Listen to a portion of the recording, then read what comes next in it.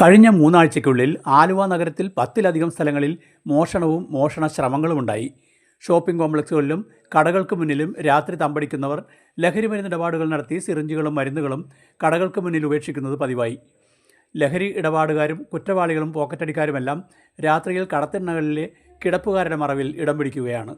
ജില്ലാ ആശുപത്രി പരിസരത്ത് അന്യസംസ്ഥാന ലൈംഗിക തൊഴിലാളികൾ കൂടിയതോടെ ഇപ്പോൾ ഇടപാടുകാർക്കായുള്ള നിൽപ്പ് പമ്പുകവല വരെ നീണ്ടു.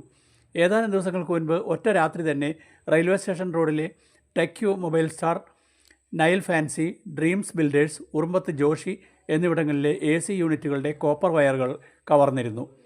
റെയിൽവേ സ്റ്റേഷൻ റോഡിലെ KAP കോംപ്ലക്സിലെ ഇൻകം ടാക്സ് ഓഫീസിലെ 10ഓളം ACകളുടെ കോപ്പർ വയറുകളും കവർന്നു. പമ്പുകവലയിൽ സെൻറ് ജോൺസ് സ്കൂളിലും സമാന കവർച്ച നടന്നു. അന്യസംസ്ഥാന തൊഴിലാളികളും തിരിച്ചു വരാൻ തുടങ്ങിയതോടെ റെയിൽവേ സ്റ്റേഷൻ കേന്ദ്രീകരിച്ച് പോക്കറ്റടിയും മൊബൈൽ പിടിച്ചുപറിയും വർദ്ധിച്ചു. പോലീസ് നടപടികൾ കർശനമാക്കണമെന്നും രാത്രിയിൽ സ്ഥിരമായി പട്രോളിംഗ് നടത്തണമെന്നും ആവശ്യപ്പെട്ട് ആലുവ DYSP N ബാബുക്കുട്ടന് പരാതി നൽകി. KVVES town unit president SA Rajan, secretary Rafeeq Ahammed, ഭാരവാഹികളായ K താഹ, VA ഷംസുദ്ദീൻ എന്നിവർ DYSPയെ സന്ദർശിച്ച് ക്ലീനപ്പ് ഡ്രൈവിൽ വ്യാപാരികളുടെ സഹകരണം ഉറപ്പു നൽകി. പെരിയാർ വിഷനു വേണ്ടി ഷാജി കോട്ടപ്പറമ്പിലിനൊപ്പം രാജൻ തിരുവാല്ലൂർ.